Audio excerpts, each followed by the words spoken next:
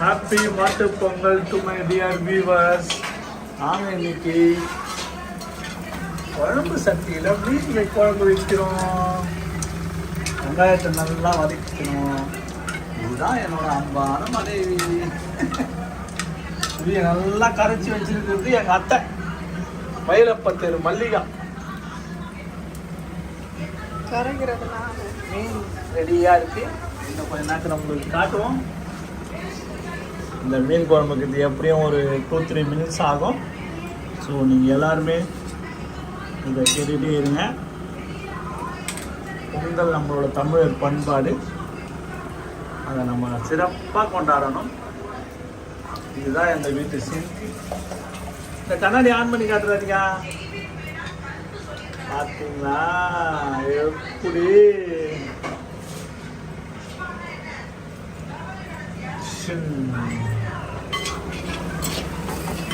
வெங்காயம் வதங்கிச்சு.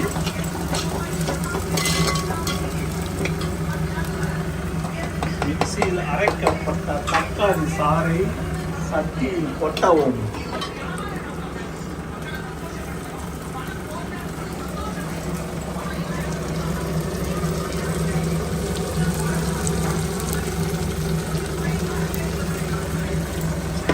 டிவியில் பட்டிமன்றம் போயிட்டுருக்கு. பொங்கலுக்கு ஒரு நல்ல பட்டிமன்றம் வாட்ச் பண்ணணும். காலையில் நல்ல டிஃபன் சாப்பிடணும்.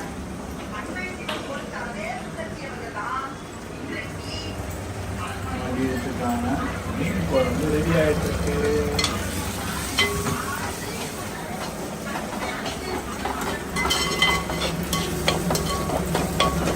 பாப்பா மீன் எப்போ போடுவேன்? மீன் கூட இன்னும் எப்படியும் 15-20 minutes ஆகும். அரைச்சி வச்ச புளியை அழகாக கொட்டை இல்லாமல் வடிகட்டணும்.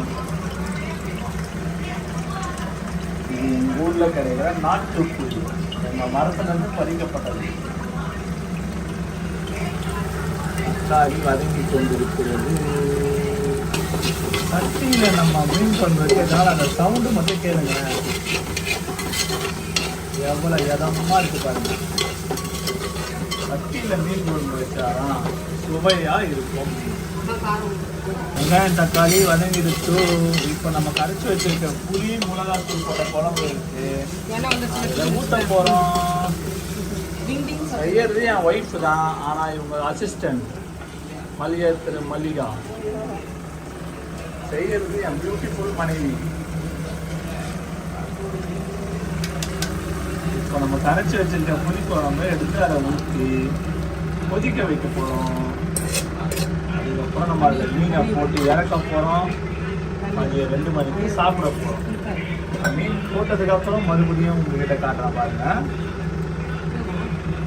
என்னதான் நம்ம கரைச்சி வச்சு ஊற்றினாலும் அந்த கலைக்கு தண்ணி ஊற்றினாலும் மீன் ரொம்ப டேஸ்ட்டாக இருக்கும். மீன் சலசலன்னு கொதிக்க ஆரம்பிச்சிருச்சு. குழம்பு நல்லா கொதிச்சுட்டு இருக்குங்களா? இந்த பாருங்க எவ்வளோ அழகாக நுர வந்திருக்கு. இப்போ நம்ம கழுவி வச்சிருக்க பாறை மீன் அதில் போட போகிறோம்.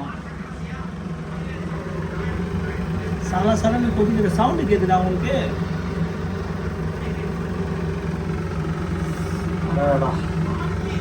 குழம்பு கமன்னு வாசனை வருது. இதில் மீன் போட்டால் என்ன அவனுக்கு தெரியலையாடா ராஜ்செல்வம். நீங்களும் இந்த மாதிரி மீன் குழம்பு அழகாக மண் சட்டியில் வச்சு எங்களை மாதிரி மண்பாண்ட தொழிலாளர்களுக்கு சப்போர்ட் பண்ணணும். இந்த மாட்டுப் பொங்கலை கேட்டுக்கொள்கிறேன். நீங்கள் சாதாரண குண்டானில் வைக்கிறதுக்கு பதிலாக இந்த மாதிரி டைம் டு ட்ராப் மீன் போடலாம். போட்டாச்சு. நம்ம கொதிக்கிற குழம்புல மீன் போட போகிறோம்.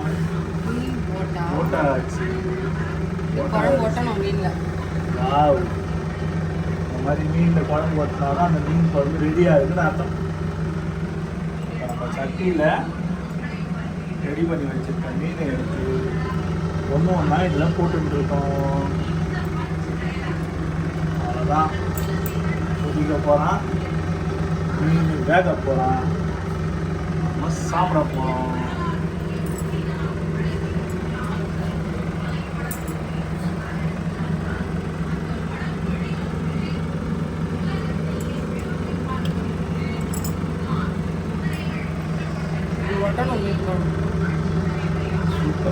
சூப்பராக வந்துருக்கு குழம்பு.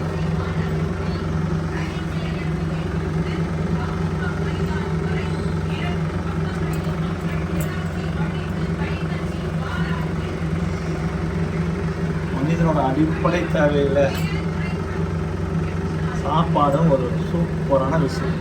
அதுலேயும் இந்த மாதிரி மீன் குழம்புலாம் சாப்பிட்டோன்னு வச்சுக்கோங்க, மனுஷன் உசுறு போயிடும். மனுஷன் உசுறு போகும்போது இந்த மாதிரி சுவையான ஒரு மீன் குழம்பு சாப்பிட்டு தான் போகும். அந்த மாதிரி ஒரு குழம்பு தான் மீன் குழம்பு, அதுவும் மண் சட்டி மீன் குழம்பு.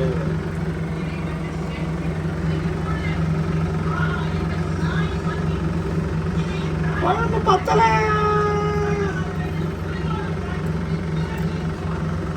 நிறைய மீன் போட்டால் தான் குழம்பு டேஸ்ட்டாக இருக்கும்.